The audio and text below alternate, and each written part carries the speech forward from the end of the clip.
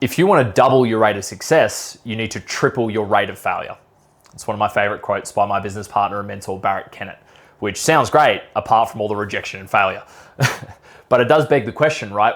Why can some people handle rejection, failure, and being let down by the people around them, while other people crumble and really take these things personally? There's two reasons. You've got nature and nurture. Nature is your genes. How do your parents respond to the same set of negative stimuli, right? There's a thing called trait neuroticism, which basically means you've got a hyperactive amygdala. It means that you stay upset, you get upset easier and you stay upset for longer, right? So that's nature. And nurture is your lived experience and any trauma or neural pathways that you've created in your brain around failure, rejection, and being let down from your day-to-day in your life. Now you might say then, if I've grown up in an environment where both of my parents didn't handle failure, stress, or rejection well, and I've faced a lot of these things in my life and I've built up patterns where I struggle to overcome them, all is lost, right? You'd be wrong, right? Your brain is a muscle, and just like any other muscle in your body, you can train it and strengthen it to move more effectively through the problems that you're experiencing. So I'm gonna make this really easy for you guys. There's 2 habits that you need to develop if you wanna be someone who can handle failure, rejection, and being let down and still be able to move forward and progress towards your goal. The first habit that you need to develop that literally separates people who are able to handle stress, failure, and rejection really well and those that aren't is how personally they take those things. And there's 2 elements to that, right?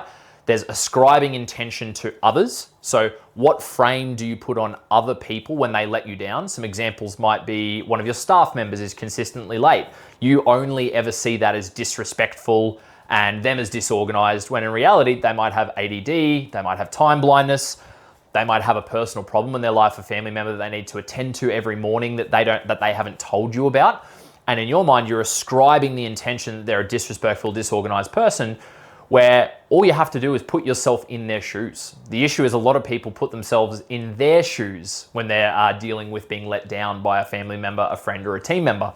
When in reality, you need to understand both their nature and their nurture in creating what's happened. A couple of other examples, you might have failed yourself towards a goal or a target. You might have set a deadline for yourself to achieve a big promotion at work, or to buy your first home, or to buy your first car.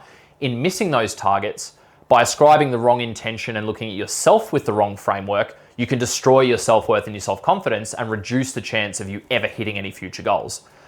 In a sales role, you might face rude customers, or maybe if you're an elite sportsman, you weren't picked for a regional, a state, or a national team that you'd worked really hard towards, right? All of these things happen within a vacuum. There's 2 ways that you can take it. Either you can choose to take it personally, or you can choose to not take it personally.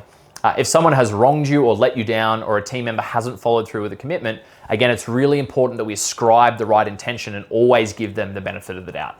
This is how you're able to navigate interpersonal relationships really effectively, treat people with empathy and kindness, come into the situation with a little bit of understanding, and then with that framework, you can actually lead in with a label. You know, I understand you're probably facing a lot of stresses at home right now. You probably have some stuff going on that I'm not aware of. Maybe you're like me and you're ADD and you suffer with a little bit of time blindness, you lose sight of the clock and you end up scrambling to get to work. I understand that life is stressful and no one's perfect, but let's work towards getting you into work on time. Do you think that's something that we can do together? Rather than just raising your finger and yelling at that person for being late, it all starts with ascribing the right intention to people who've let you down. And the second side of your relationship with failure and people letting you down is how you deal with yourself when you've missed a mark.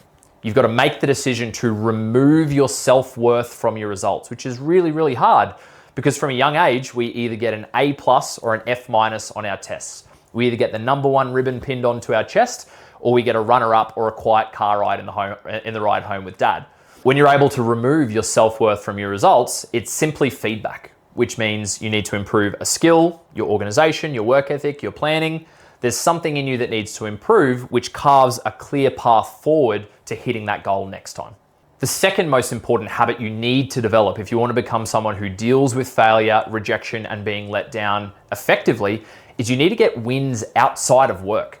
If your goal, your work, your sporting career, your military aspirations, whatever it is that you're pushing towards that fires you up and fills you with purpose, if that's the only part of your life where you have any sort of wins or any sort of self-worth, the moment you face a setback towards that goal, if you have nothing else going on, you are bound to crumble. So it's really important that you're getting wins and seeing progress in other parts of your life, whether that's making time for your romantic relationships. If you've got a partner that you really love, setting aside time to have quality time together, a quiet date night, a walk on the beach, something that's routine that you do every week.